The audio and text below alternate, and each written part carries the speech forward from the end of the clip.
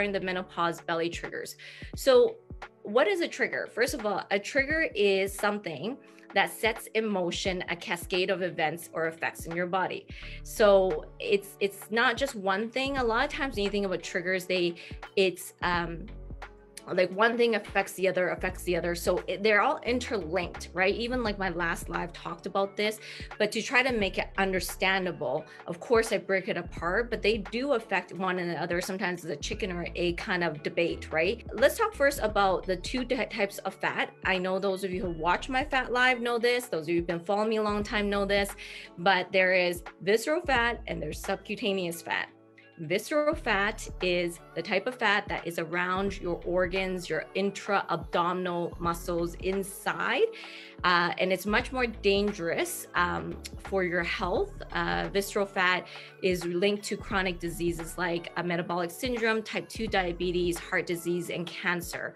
Now, that is a more dangerous type of fat than subcutaneous fat. Subcutaneous fat is just underneath the surface. And a lot of times when women in their younger years have it in their hips and things like that, or glutes and things like that, it's kind of part of them, the childbearing years, right? So it's not as dangerous, although there is, of course, a link between subcutaneous fat. If you have a higher subcutaneous fat, usually it's linked with higher amounts of visceral fat. So your goal is to bring down your overall fat percentage. And all of you do know this. Hi, Dorothy, nice for you to join.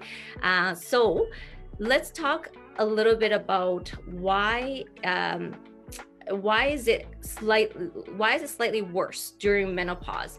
So I'm going to talk really briefly about it, and I'm going to get into the belly triggers, because here's the thing is belly triggers are belly triggers, meaning no matter what age you are, it still actually impacts you, only that during menopause, you can't get away much with it anymore. When you hit menopause, the changing hormones, like I said in my fat live, is what impacts this distribution of fat, right? So normally your estrogen levels are distributing, so you can have your hips, your breasts, like for you to look like a woman, right? You actually have the estrogen there to help with that. And it is depositing fat and kind of making you more feminine looking, right? When you hit menopause, your estrogen levels decline rapidly, right? So when it drops off rapidly, your fat distribution signals change to the middle of your midsection, which is why when you guys start hitting that mid-age range, it's more likely that you will be putting on fat in the midsection. Now, I want to make sure we're all listening to this really carefully though. Because I know a lot of people say, oh, it's all because of menopause, but I said this before, it's not all because of menopause or hormones. Yes, we need to understand what's changing in the hormone, but if it was because you actually haven't ate well in the past, or you've not had great lifestyle choices, it's only now though that it's like you can't get away with it anymore, if that makes sense. So it's not completely because of menopause. It's just maybe some of the things you never consider, or you never made the lifestyle changes that needed to happen to make it to properly take care of your body, right? So I'm going to talk about 10 factors related to belly fat trigger, with the very last one talking about menopause. So you want to stay tuned all the way to the end, but I'm doing this because I want you to know, because there's actually a large number as we are growing that are actually 30s to 40s in this group now. So I guess we're starting to get more of an age range, but I think this is important for everyone to hear is, don't take advantage of when you're young, or you're like, I can get away with it, because it is going to catch up to you when you hit menopause. Because again, it isn't necessarily menopause that causes, it's all these factors that you should already be taking care of even in your younger years, right? Okay, so first factor, and some of these are going to be like, oh, I knew this, but of course, good review. And also, just because you know it doesn't mean you apply it. There's plenty of people who know things but never apply it, right? So first belly trigger, sugary foods and beverages. That's not surprising. Everyone knows this, but let's talk about this. So many people consume sugar daily more than they realize, and the amount they consume is way more than they realize, right? You know, whether it's some baked goods, some pastries, some Tim Hortons muffin you're driving by. Oh, wait, hold on. What about those protein bars? Yeah, oh, right. Protein bars are so healthy, right? All my clients are probably going to be laughing right now because they know how much I don't like some of those things. You know, like we think we're eating healthy, but there's actually a lot of sugar in so many of these things, and prepackaged foods and sugar sweetened beverages and other processed foods, and in particular, sugar sweetened beverages are one of the worst for your body. So if you're someone who enjoys Starbucks, you know, your Starbucks drink, or, you know, you just enjoy sort of like some of your special drinks, what is it, Bolt House, right? I walk by that and it's like, wow, all this like fruit and veggie drinks, they're so healthy, but loaded with sugar. You pick one up and it's 45 grams of sugar or 50 grams of sugar. So be very careful. Like, I think a lot of people think they're being healthy, but if you are taking high amounts of sugar in, especially sugar sweetened beverages, that spikes your insulin like crazy.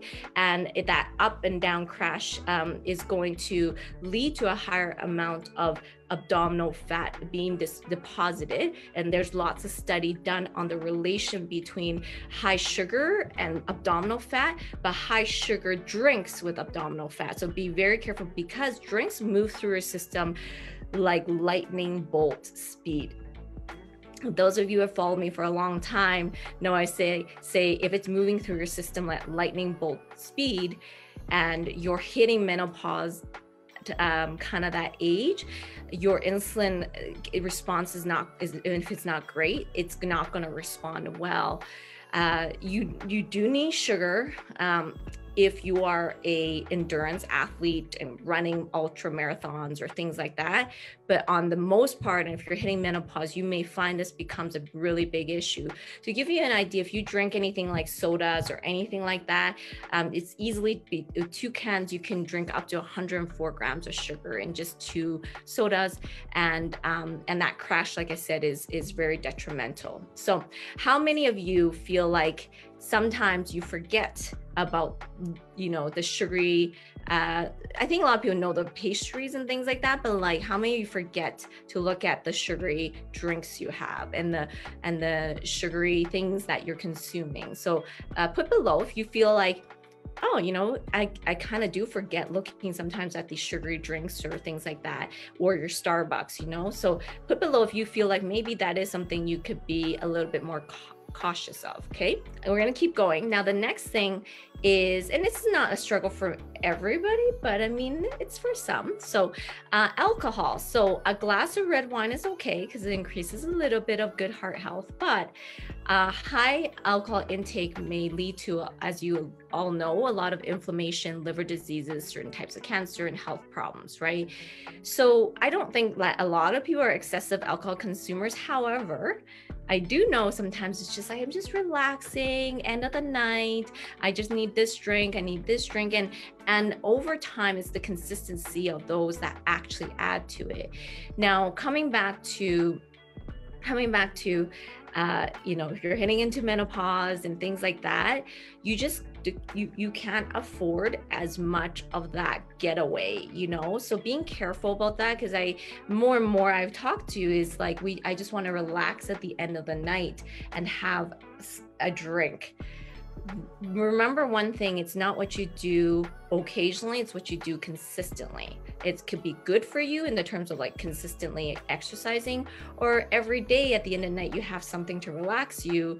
You may find that there's something more that's happening in your midsection, right? So like I said, I know some people don't drink sugary drinks or alcohol, but some people do. And it's not necessary you can't have any, but it's just being very careful, and particularly understanding its impact on your visceral fat, right? We want to talk about why alcoholic beverages are going to impact a lot of possibly your fat deposits and things like that. So we already know what the impact of sugar we talked about. So alcohol is a type of sugar. It's a specific type of sugar that is actually higher calories. So a typical carb is 4 calories per gram. Do you know how many calories in an alcohol gram? Maybe Andrea does, because I know she does lots of research. How many calories in a gram of alcohol? 7 calories, okay? And then fat is 9 calories per gram. So it's a higher caloric count food, if you want to call it, drink. So in itself, it's a higher caloric count. As well, alcohol inhibits increases your appetite, but decreases your inhibitions. So you you're usually not as aware of the food you're eating, or you have less self-control. So it tends to impact like the foods you're eating along with it as well. It alters your hunger hormones, your ghrelin and your leptin, which I talked about. It increases cortisol in your system because, like Andrea said, it does impact your liver, and it's a toxin, right? So it's trying to detoxify. So this can increase abdominal fat storage because cortisol impacts fat storage, right? As well, it will impact your fat oxidation potential because the more that you're giving instant sugar to your body, the less it believes it needs to burn fat, right? Because you're giving it lots of instant sugar and carbs to use instead of needing to use fat. So, and plus it has to detoxify your system. So you're really slowing down your whole system. So just considering those things for yourself, okay? And one thing I said is what you could do when you were younger, you cannot afford it as much as you get older because of that change in hormone profiling in your body, right? So I was just gonna mention, a lot of you already put it down, but like how many of you actually struggle with like alcohol or sugary drinks? Like maybe be honest with yourself, because those two things, if you struggle with belly or a lot of belly in the middle, that could be it, okay? So maybe you don't. That's great. So let's move on to number 3, because some people say, I don't drink sugary drinks, I don't drink alcohol. But if you still struggle with a midsection weight, it means something is still happening, right? So we got to look at other factors. So number 3, so I talked about this, I think last live a little bit. So trans fat is of course the most unhealthy type of fat. It's a dangerous kind of fat, and it's created by adding hydrogen to unsaturated fats in order to make it more stable for a lot of the processed foods to keep it on the shelves and everything, right? So that's why you're going to typically find trans fat more in baked products and pre-packaged foods. So being careful, again, even if you're like, I want to be healthy and I want to like get these bars, I want to get protein bars, and if it's packaged, I'm going to really be careful in looking at a lot of those types of things, right? So and as well, in terms of trans fat, it causes more inflammation in your body and leads to more likely of insulin resistance, which means your insulin is no longer going to respond in your body because the trans fat is damaging things as it's going through your body. So it, again, in kind of processed foods, but also a lot in fast foods. So be careful if you're like always out of time and you're trying to grab food on the go. Be careful about that, because then that also inflames your body furthermore and can cause certain types of cancer and other diseases. Now, how many of you put below actually look at trans fat on your labels? Now, I would suspect that probably a lot of you do, because that's known for quite a few years now. Trans fat is very dangerous for your body. But how many of you actually look at trans fat on the label? Or maybe you're like, oh, maybe I need to start looking more if there's trans fat. So put it below so I know, okay? Number 4, so not understanding other inflammatory food markers for your body or your age. Now, this is kind of a broad spectrum, and people always think there is always this like magic pill of like, oh, Clarice is going to say one thing that's going to change everything in my life. No, not true. Because remember, like I said last week, it's the interlinking of many factors together that actually create the full result. So it's not like I say one thing, you're going to be like, yeah, that's going to change everything. It may change some things, but they have to interlink together. So when I talk about inflammatory food markers, I already said up quite a few above, but anything processed, anything trans fat, anything deep fried, anything using MSG, monosodium glutamate, anything preservatives, anything artificial, anything you can't really pronounce properly on your food label. FFF ladies, did we have a session on this?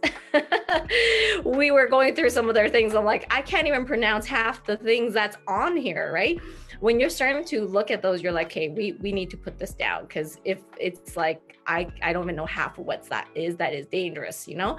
And I've talked a lot about this as well. I talk a lot about this. Obviously, dairy and wheat, I find are usually highly inflammatory, and because as you hit into menopausal years, you become more sensitive to inflammation because of the changing hormones and where the fat cells are being deposited. Like just the fact of where fat cells deposit is in the midsection and intra-abdominal. Intra-abdominal itself causes more inflammation. So you're going to be more sensitive to inflammation, right? Sometimes soy does too. So you got to be careful, and it's not a one size fit all. I think you have to get to know, like, there are a lot of factors influencing your inflammation, and being willing to look at those and bring that down as much as possible, right? Marie Claire and Cindy Copeland, awesome, thanks for joining. So this is all about getting to know your body really, really well, and that's kind of my take on inflammatory foods, because I want to, the list can go on, but I think the most important is understanding some of these main things that really can spike your inflammation level in your body. If your inflammation is very high, it's more than likely you will hold a very big belly, or you're going to hold a lot in your belly because of the type of response your body is going through in trying to process these inflammatory markers.